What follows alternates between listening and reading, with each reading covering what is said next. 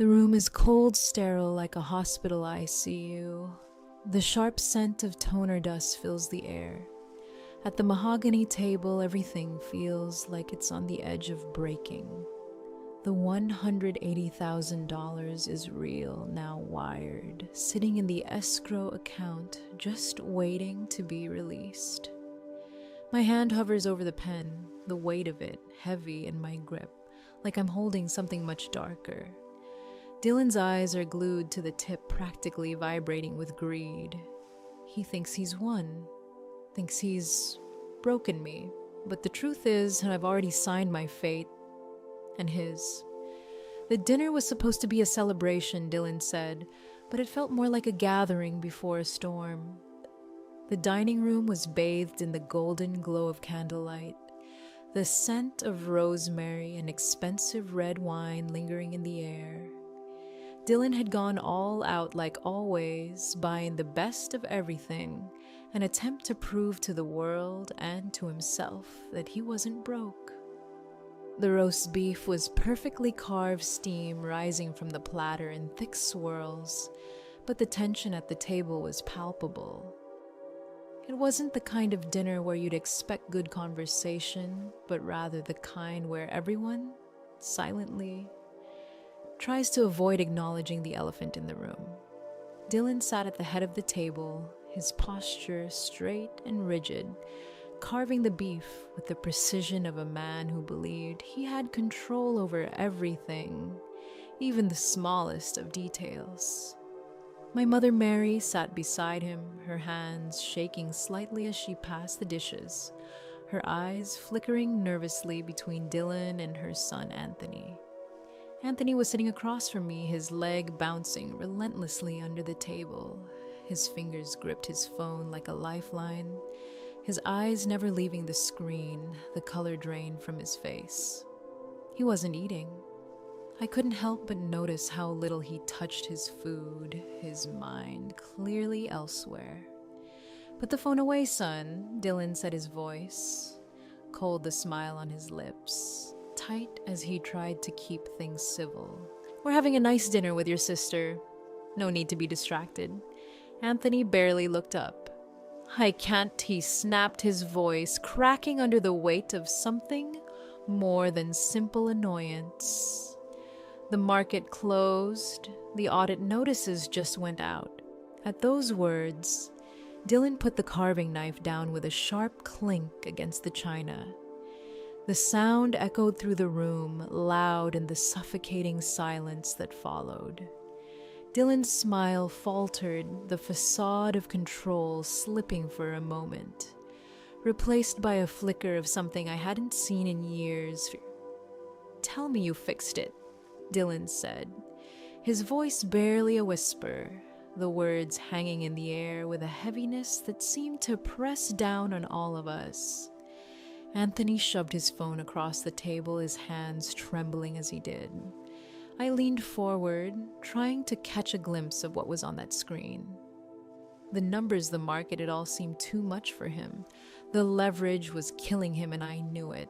This wasn't just a bad trade. "The $55,000 is gone," Anthony said, his voice barely audible. The words crashed through the quiet like a wrecking ball.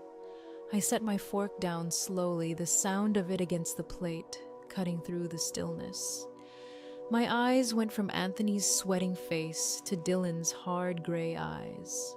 I couldn't ignore what I knew had happened. There was no mistake.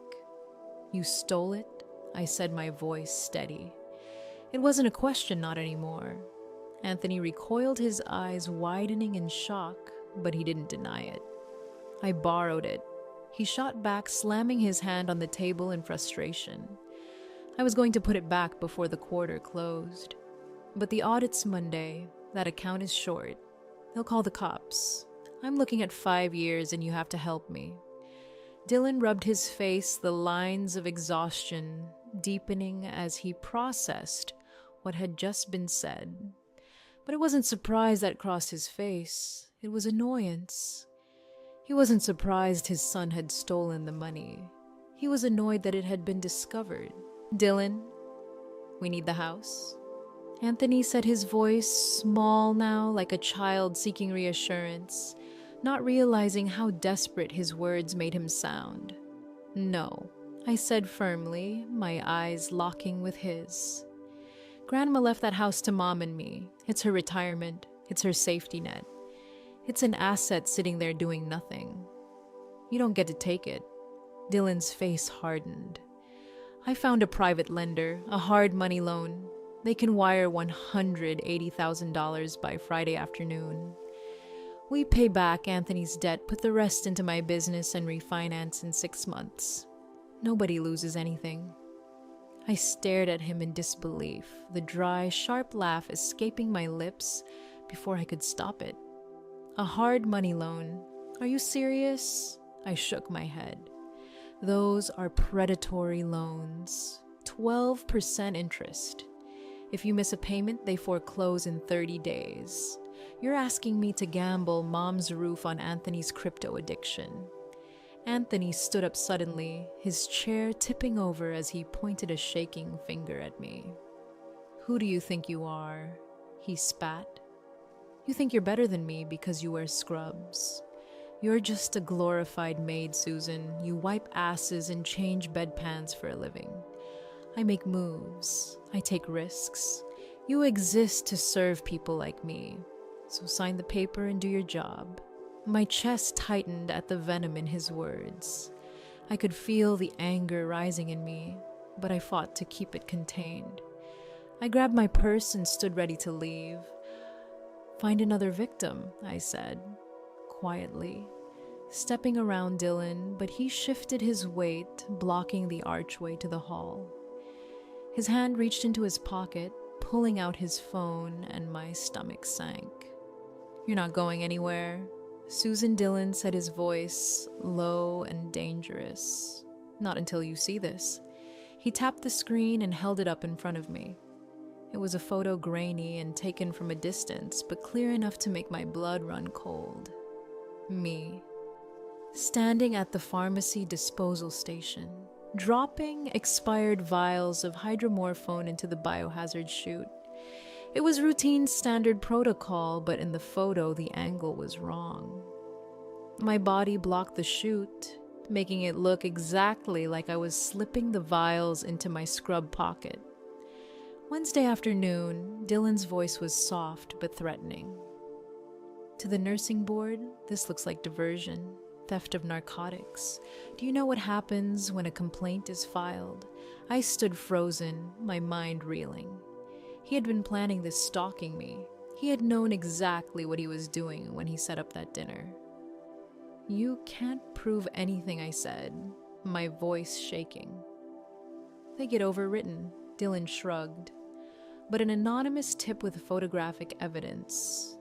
By the time you clear your name, you'll be broke and unhireable. You'll be the nurse who stole drugs." My heart raced as I looked at my mother. She wasn't looking at the photo, though. She was looking at me, tears streaming down her face. "Please, Susan," she whispered, her voice trembling. "Just sign the papers. Don't let them ruin you. He's your brother.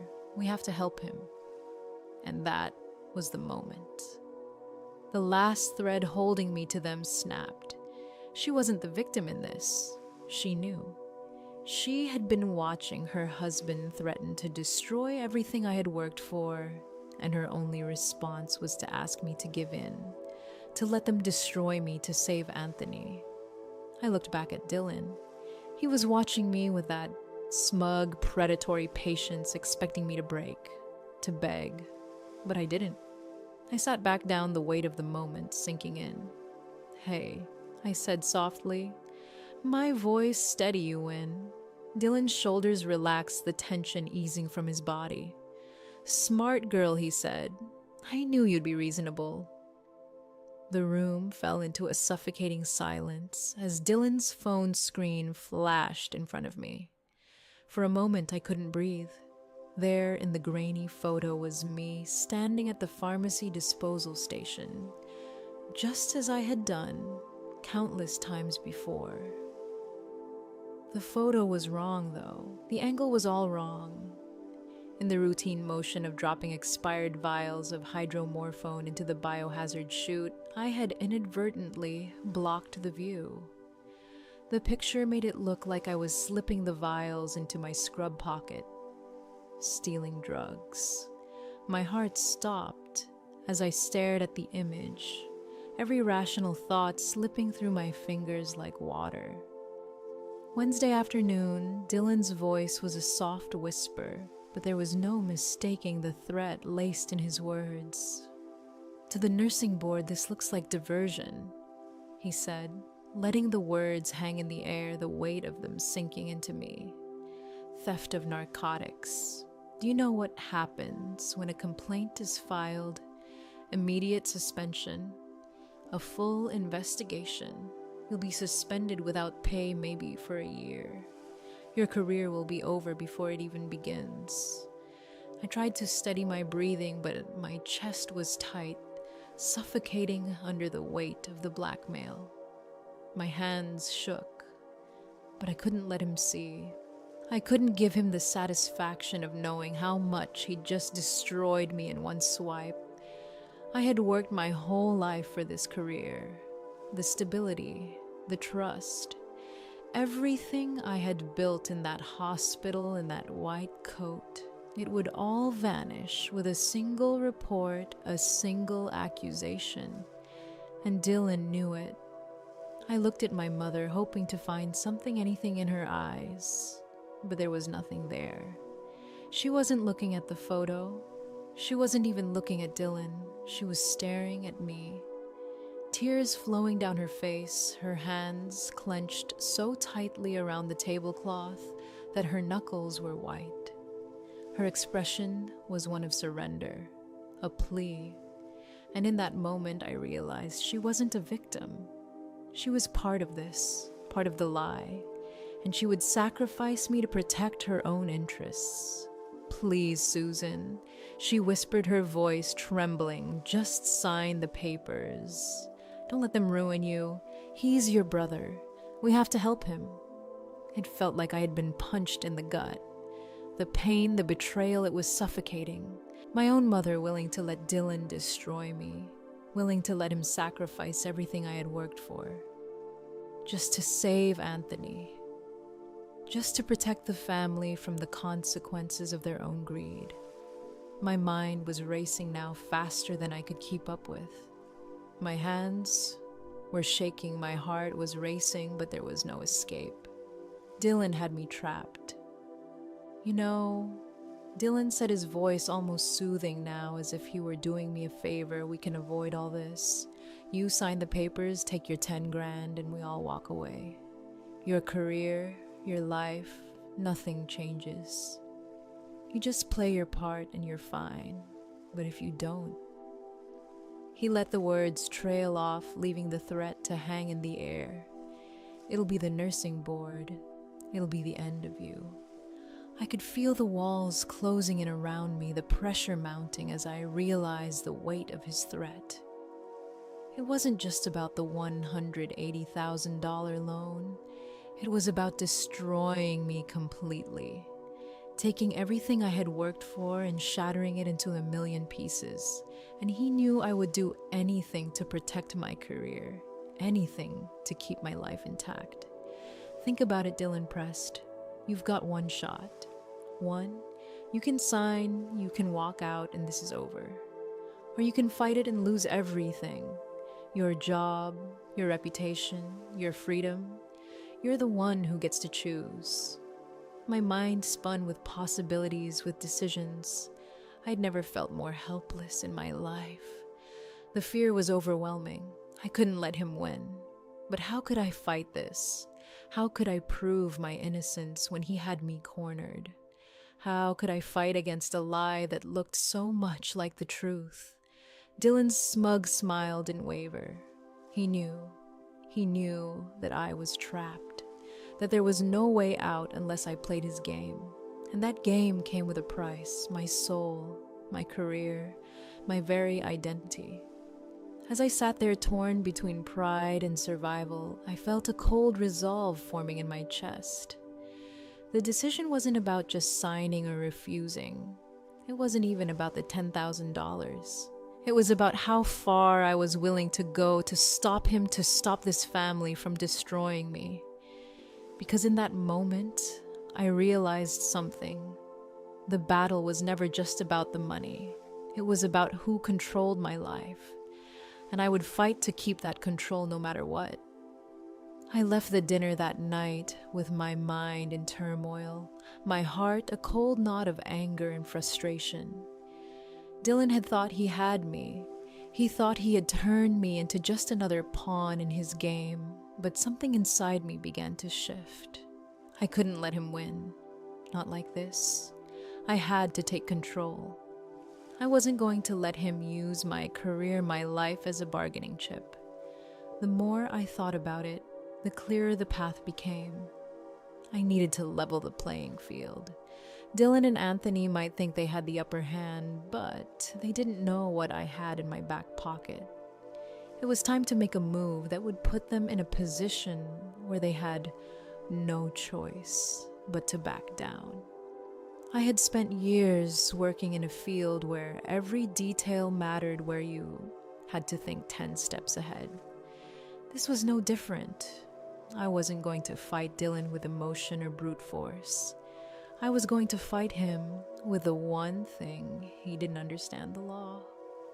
The next day, I found myself sitting across from Thomas, a bulldog of an attorney I had found years ago when I first suspected that Dylan might be up to something with the family trust. He was sharp, methodical, and most importantly, he had a way of getting things done. I slid the envelope across the table, the heavy weight of it pressing down on me as I looked him in the eye. "This is the DNA test," I said, my voice steady. "It proves Dylan isn't my biological father. He knew it when he filed for guardianship to get his name on the deed to my grandmother's house. He claimed paternity to bypass probate court scrutiny." Thomas picked up the paper, his eyes scanning the contents quickly. His eyebrows shot up in surprise. "Perjury and fraud," he muttered under his breath, already processing the implications. "And this," I continued, placing the small digital recorder next to the papers. "This is my mother admitting it. She's complicit in the fraud. She was forced into it by Dylan. She's been covering his tracks for years." Thomas played the recording, his expression hardening as he listened. My mother's voice echoed in the room, thin and desperate, as she confessed her role in the scheme. "Susan, I didn't have a choice," she had said, her words dripping with guilt. "He told me if I didn't list him as the father on the forms, the state would take the house. We needed the equity." Thomas stopped the recording, a small smile curling on his lips. It wasn't a friendly smile. It was the kind of smile someone gives when they know they've got the upper hand. "You don't just want to stop the loan," he said, tapping his pen against his legal pad. "You want to nuke the site from orbit." I nodded. "Exactly. I want to freeze the funds, make it so Dylan can't access a dime of it. I want him to owe the money but be unable to touch it. I want him to feel the full weight of what he's done." "Constructive fraud," Thomas said, already typing on his keyboard. "We'll file a Ellis pendens of pendency. It'll cloud the title, make the property legally radioactive. Once the money lands in the escrow account, we'll have the officer freeze it." My heart raced. This wasn't just a plan. It was a trap. A vice that would leave Dylan with no way out. The final meeting in the conference room felt like a game of high-stakes poker, but this time I held all the cards. The sterile air, the cold, polished mahogany table, it all added to the heaviness of the moment. I sat across from Dylan, Anthony, and my mother, who had yet to meet my gaze, her hands twisting nervously around her wedding ring. Dylan, ever the picture of control, sat back in his chair, his posture perfect, his expression smug as he waited for me to sign the papers. He thought he had won. He thought I had been broken, but he was wrong. Brenda, the escrow officer, clicked away at her keyboard, her eyes scanning the documents with mechanical precision. Anthony was a nervous wreck. His leg bounced under the table and his eyes darted between his phone, the clock, and the papers in front of me. He was desperate, wanting this deal to go through as quickly as possible. His mind focused on the idea of freedom, of escaping the crushing weight of his mistakes. Dylan, on the other hand, leaned back in his chair with a self-satisfied smile, clearly convinced that this was just another win for him. They both underestimated me. "Is it there?" Anthony asked, his voice shaky with impatience. His anxiety was palpable, but Dylan just shot him a quick look as if to say, "Relax, it's in the bag." Brenda paused for a moment, her fingers hovering over the keyboard. The tension in the room thickened. Finally, she spoke, and her words hit like a punch. "Yes, the lender's funds have been received. $180,000 is currently sitting in the escrow account." A sigh of relief escaped Anthony's lips, and Dylan's eyes gleamed with triumph. He thought this was the finish line, but I was only just beginning to take control of the situation. "Thank God," Anthony muttered, letting his shoulders drop. "Let's move. The bank closes at 2. I need that money in my account by 1. Dylan relaxed further, adjusting his tie with an almost theatrical flourish, his gaze never leaving me. He thought the negotiation was over, that I was ready to sign away everything I had worked for. But I wasn't going to play by his rules anymore. "You heard her," Susan Dillon said, his tone dismissive, almost condescending. "Let's get this over with." Brenda slid the loan documents toward me. My hand hovered over the pen, my fingers feeling the weight of the decision. This wasn't just a contract. This was my life. This was my inheritance. This was my mother's future. And yet I knew that in this moment, if I didn't act, I would lose it all. Dylan knew it too, and that's why he was so confident. "These are the loan documents," Brenda said, her voice steady but uncertain. "By signing these, you are agreeing to place a lien on the property for the amount of $180,000 at an interest rate of 12%. I looked at my mother, who still wouldn't look me in the eye. She knew the stakes. She knew what this meant for me, for her, for all of us. But she stayed silent, her hands clenched in her lap. I could feel the weight of her betrayal, of her willingness to sacrifice everything, all for the sake of protecting Dylan and Anthony. I picked up the pen, but as I did, I felt a strange calm wash over me. This was it, the point of no return. If I signed, it would be over. I would lose, but if I didn't, if I took control, everything could change. I set the pen down and turned the papers over. I wasn't signing. Not yet. Dylan watched me, his patience wearing thin. "Come on, Susan," he urged, "sign the papers and let's move on. You'll get your cut." Everyone walks away happy. My eyes flickered to my mother once more and then back to Dylan. This wasn't about money anymore. This was about power, control, and making sure Dylan couldn't get away with this. "I'm not signing," I said, my voice firm, unwavering.